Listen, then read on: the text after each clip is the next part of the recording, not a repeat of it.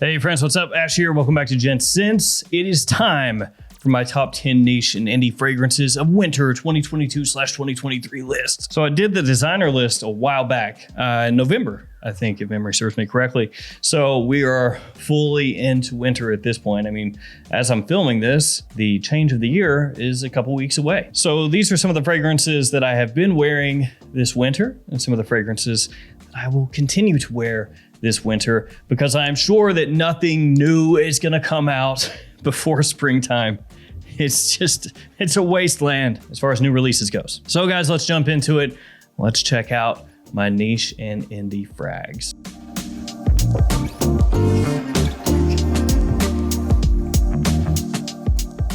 And I will have these linked in the description. If you shop at twistedlily.com or maxaroma.com, use the code GENTS10 to save yourself 10% off your order. On Lucky Scent's website, you can use the code GENTS2022 to save 10% off your order, but they will probably change that one in the not too distant future. That's how they roll. But for now, that's what it is. No mentions this time, just jumping straight into it. Number 10, Acro Awake. So this is a fragrance that I wear both in fall and winter time. It's a coffee fragrance, hence the name Awake, and I love the opening of this. Like, the opening is just absolutely killer. One of the most realistic smelling coffee openings of any fragrance that I own by far, if not the most realistic. Like, it's just dead on. My wife is a huge coffee drinker. I drink coffee off and on, but nowhere near as much as she does. And when I got this in initially and I sprayed it on and had her take a whiff, she was just blown away. I mean, it really is that type of scent where the first time you smell it, you're either gonna love it or hate it, depending on how you feel about coffee. Now, there's also cardamom in here and vetiver as well. It's not just coffee, but absolutely that is the star of the show. So if you enjoy coffee-based fragrances, I think you should at least check this out. Number 9 is from Raja Parfum. Oh boy. And this is a fragrance that got a lot of people feeling some sort of way. Now, I didn't delve into the whole mess when this thing came out. I don't even know that I'm gonna review this stuff, but I have been wearing it a bit and I like it. It is Apex Parfum.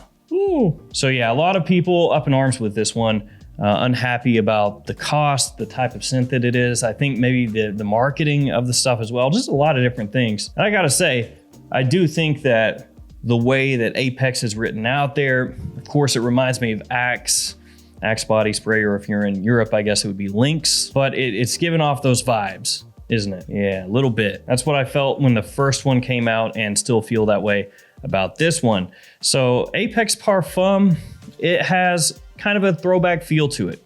That's what I like about it. This one is more hearkening back to fragrances, at least to me, like the 80s. 70s to an extent as well. You look at the note breakdown, and in typical Raja Parfum fashion, there's a billion notes on there. You've got a whole bunch of citruses, you've got a lot of woods, you have aromatics in there, you've got pineapple, you got leather, tobacco, labdanum, just like everything that you could think of, essentially, you have as a note here. Ultimately though, it is a fragrance that has a nice freshness in the opening, and as it dries down, it does get more density, more depth to it. You get those green woods that come out, you get leather, things like that are going to give it this very masculine scent profile.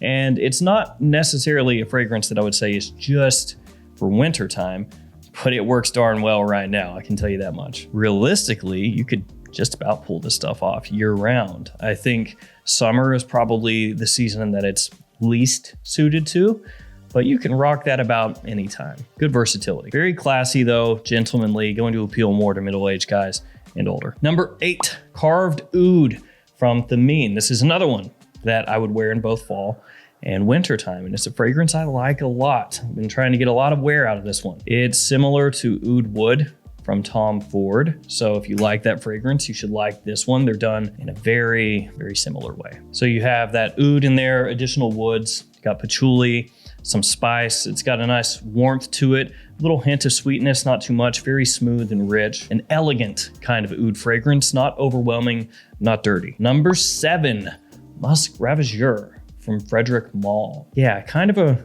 random one. Maybe some people would say that this is a classic, but maybe not what they would want to be wearing nowadays. And that'd be fair enough. if that was your assessment of the fragrance. So of course, with the name being Musk Ravageur, it does have musk. There's also cinnamon in here. There's vanilla, lavender, a bunch of other notes. Cloves being one of the most prominent of those bunch of other notes. This one is really comforting to me. It's like a cozy kind of scent. A lot of people may not agree with that, but for this one, when I spray it on, I don't go too heavy, and it has this kind of warming aspect to it. So when I smell it, that musk combining with the spices and the vanilla just puts me in this like winter frame of mind. When I smell it, as I said, it gives me like a warming sensation. Some people will find this a little bit animalic, and if you go with an older bottle, that animalic feel may be increased as compared to a more modern one. I think it smells great. Number 6, Amouage Interlude 53. Now, to be fair, of the Interlude fragrances up to this point, this is the one I've worn the least of, because of course Interlude Man was out for quite a while, so I got some good wear from that, and then Black Iris came out, and I'm a huge fan of Black Iris. So this one has been the one up to this point that I've worn the least. But as it started to get colder outside and dip below freezing just about every single night, I've been reaching for this one. Now, of course, it's very expensive. That's going to be the main drawback, is the cost. But the quality here is awesome. It's very smooth. It's rich.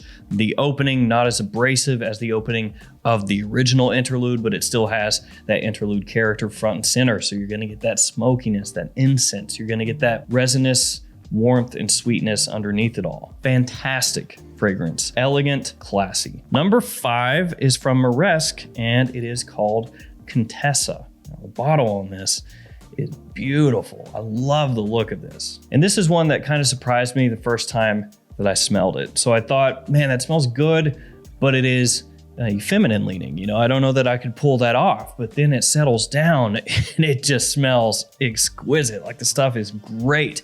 And I think it's firmly unisex. Guys can pull this off just as easily as women. So it has star anise, ylang ylang, vanilla, and tonka. And interestingly enough, one of the notes that it does not have is cinnamon, but it smells like there's a boatload of cinnamon here.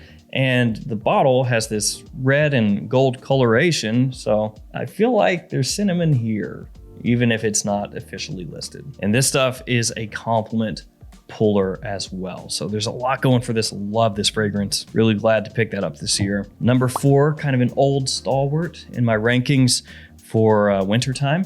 It's Cape Heartache from Imaginary Authors. This is an old bottle, an old 60 ml bottle, but then I have some other bottles of this as well. Some backups just in case. Gotta say, I love the old 60 mils. Like, I know they went to the 50 mil size and they changed the presentation a few times. Like, the stickers are a little bit different nowadays. The atomizers are different nowadays. I really like these ones. This was like my favorite bottle style, even though it's essentially the same. The tiny differences make all the difference.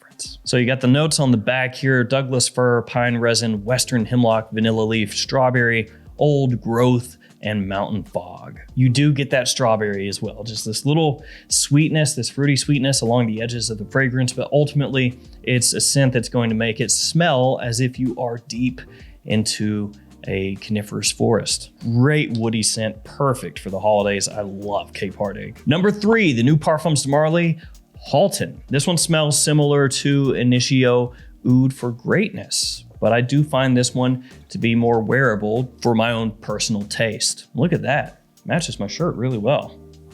Just flip it around like that, it's camouflaged. And when you look at the note breakdown here, you can pretty easily draw that comparison to Oud for Greatness just with the notes. It has oud, has praline, saffron, so a lot of those notes that are more prominent in Oud for Greatness are prominent here as well. It has great performance, long lasting, great projection, and it's more masculine leaning than Oud for Greatness also. So for all those reasons, I'd go for this one. Number 2, Xerjoff Luxor. I have really enjoyed this ever since I got it. One of my favorite Xerjoff fragrances. This is another oud scent. So we've got a few of those here. We've got the Thameen Carved Oud. We have the Parfums de Marly. And now we have this. This one though is a different style of oud fragrance, because the other ones, by and large, don't really have much of an animalic feel to them. They don't really have any of that potential off-putting funkiness that some people don't like with oud scents. This one does. Now, it's not full bore, hardcore, funky, smelling like somebody scraped some poop off the bottom of their shoes or something. It's not that bad, but it's definitely got more of a wang to it than the other ones in this list. Now, most of that is going to come early on. When you first spray the fragrance on in the opening, you're going to get hit with a little bit of that blast, but as it dries down, it smooths out really well. It has tobacco, incense, cinnamon, cardamom, as some of the other notes in the fragrance, great warmth, spice, and sweetness. Another one that's very high-end, great classy fragrance, and really you can tell by the bottle that it's gonna kind of go that direction, can't you? Don't put that much gold on it if it's not gonna be at least a little bit classy. Number 1, Angel Share by Colognes. This is another one, kind of a fall/winter fragrance. Basically, as it starts to get cooler, I wear this a pretty good amount. And that's because it is just a certified monster as far as positive attention goes. My wife loves the fragrance, always comments on it. Very sweet, but ultimately appealing.